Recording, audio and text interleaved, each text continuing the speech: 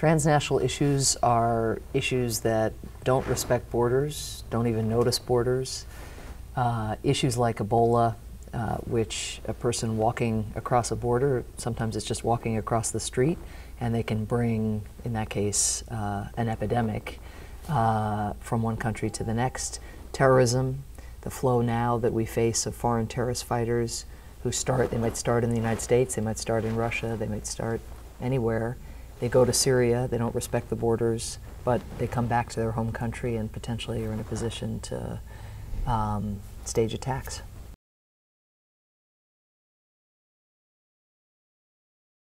Here at the United Nations, we have the perfect venue because all 193 countries in the world are gathered here, and we have the ability to shine a spotlight on a challenge, whether it's terrorism, Ebola, climate change, challenges that no one country, even if it wanted to, even if it had all the money in the world, all the tea in China, as they say, no one country could tackle those issues. It just requires everybody putting all hands on deck. And so you shine a spotlight, you use the convening power of the UN to bring countries together. You can forge unlikely coalitions across regions, and you try to get the resources required over long periods of time stretching into the future, because none of these challenges are challenges you can just snap your fingers and make go away, in order, to bring about, again, common solutions. So President Obama talks a lot about common security, common humanity. The UN is the place where we have to make that real.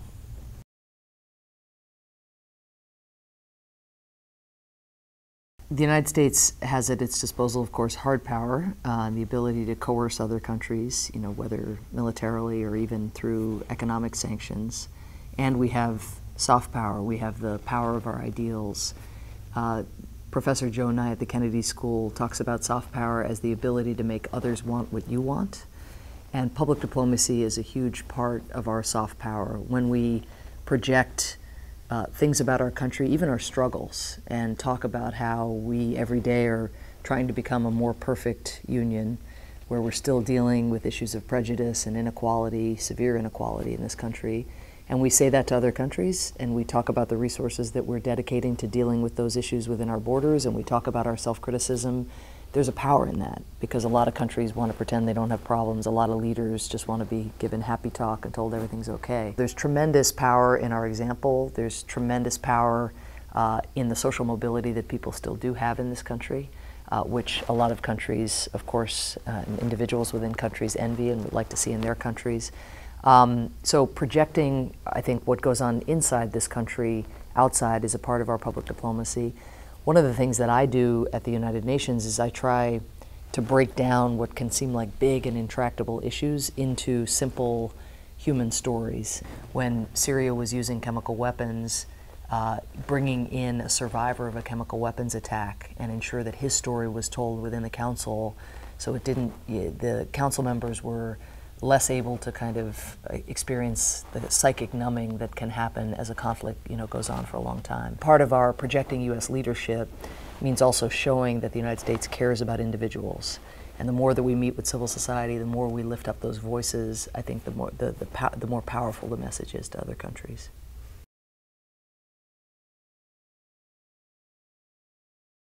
We need an organization that allows us to pool resources from all over the world. It is a structural impossibility for any one country, even a country as powerful as the United States, to deal with climate change, to deal with terrorism, to deal with Ebola by itself. It's a structural impossibility. As money moves across borders and around the world in order to fuel terrorist movements, it's extremely important that the banks in many, many countries are tracking that money, stopping the financial flow. As oil is being sold in order to, again, finance the weapons flows, for instance, into conflict, it's extremely important that the other countries of the world not be purchasing oil that is going where those proceeds are going to be used for nefarious use. You have to have a global organization that can get everybody on the same page, that can hold countries accountable when they're falling short in terms of international peace and security or in terms of human rights. The United Nations is also a standard setter. It creates the norms, it creates the principles around which state behavior and individual behavior within states is going to be judged. So if the United Nations didn't exist today, there's no question that we'd be scratching our heads and trying to figure out how to create it.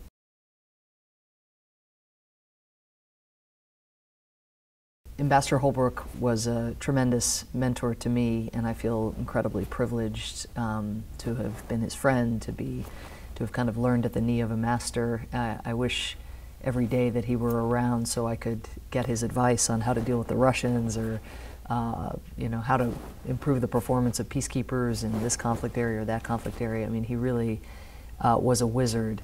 He would burrow into an issue monomaniacally, and he was focused principally on what the results of diplomacy were in the real world. And I say that shouldn't be noteworthy, but it's amazing how much of diplomacy sometimes gets focused on, did we get a resolution through the UN Security Council?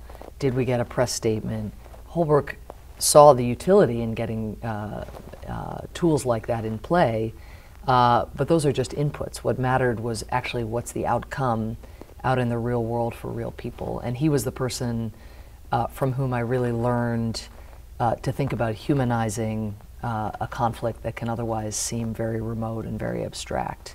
He was magnificent when he would go into a conflict area at pulling out the story, the single story. Or I remember when he went to Bosnia, he wasn't in the government at the time, and talked to somebody who had survived a Serbian concentration camp, and that individual had carved a wooden statuette of a prisoner. And Ambassador Holbrooke came back to the United States and was lobbying the government, our government, and as well as governments from other countries to do more.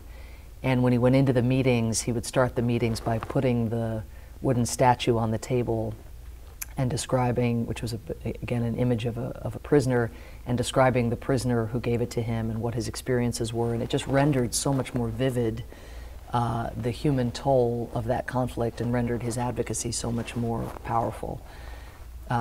So again, there wasn't a tool in the toolbox that he would fail to take out and scrutinize and think, if we put this in play, would this matter?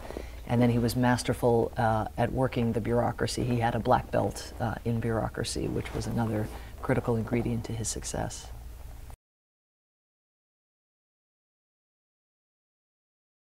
In Bosnia, when I was there as a journalist, you had children still attempting to go to school, and Serbian snipers in Sarajevo, this majestic former Olympic city, trying to pick off kids as they carried their lunch boxes on the way to school. Even the parts of Bosnia that the United Nations, backed very much by the United States, declared safe, the so-called safe areas, became areas that were overrun by the Serbs, and of course all the men and boys in the safe area of Srebrenica systematically massacred.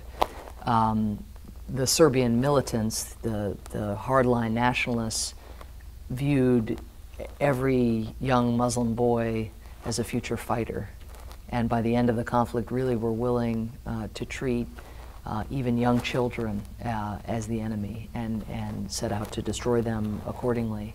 So it was grim, and the diplomacy that congealed in the summer of 1995 and that was backed by the use of force, a tool one never wants to use lightly, but a tool that the international community led by the United States only turned to, having tried every other tool first. That diplomacy that backed, again, by the use of force was a lifesaver. And I'd say hundreds of thousands of people are alive today who wouldn't be if not for active diplomacy.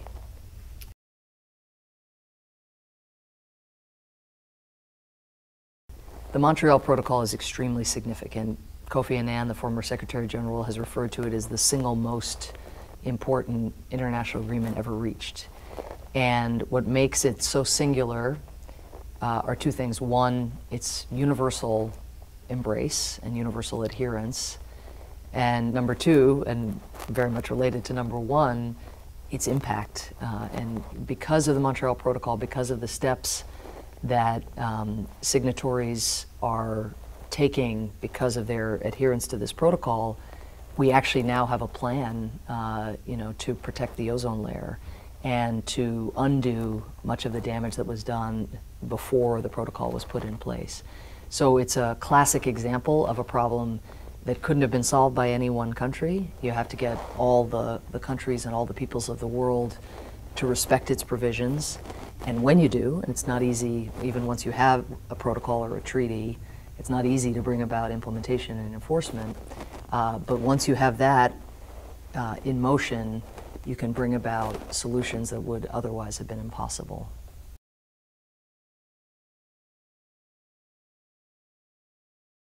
In the 21st century, the threat of terrorism now is taking on different forms. It's more diffuse. You have more of the lone wolf challenge than one used to have, where individuals are inspired by terrorist propaganda from afar, but may not be following direct instructions. You have terrorists taking advantage of globalization and the flow of people and money and so forth across borders, taking advantage of new media. So I think the new Secretary General and all the member states of the United Nations are really going to have to intensify their efforts to cooperate, to share information. Governments and peoples alike are going to have to team up to identify those individuals who may be alienated or estranged or may be susceptible to terrorist propaganda. It's going to require everyone to get our game up in new ways, and there can be no free riders. One of the problems in the international system is that often countries think to themselves, oh, the United States will take care of it, or the big countries will take care of it, or someone over there will take care of it.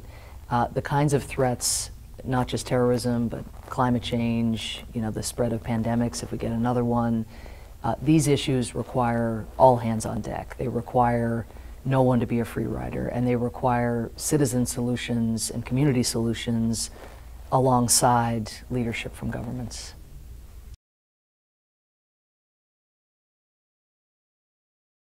We have the most extraordinary diplomats. I am so privileged here to get to work with a mix of foreign service officers and civil service officers, people who dedicate their whole careers, their lives at such sacrifice. I mean, often away from their families as they serve in hardship posts overseas.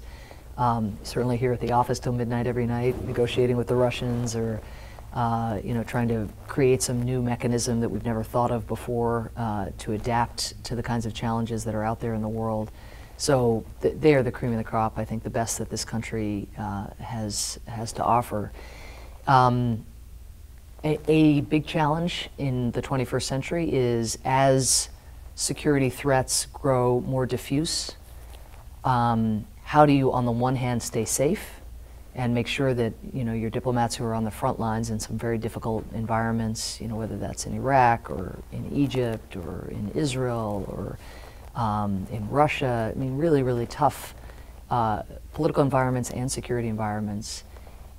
When they are in those places, how do you both keep them safe, but also ensure that they are expeditionary, that they're out meeting with people, that they're meeting with civil society, that they're understanding root causes? I think getting that balance right and not building a big wall around metaphorical and physical around our diplomacy is extremely important. At the same time, getting better intelligence so we know where the threats are coming from, and ensuring that our diplomats, who are often the best source of information, are out and about and doing what they do best, which is integrating themselves with the local populations.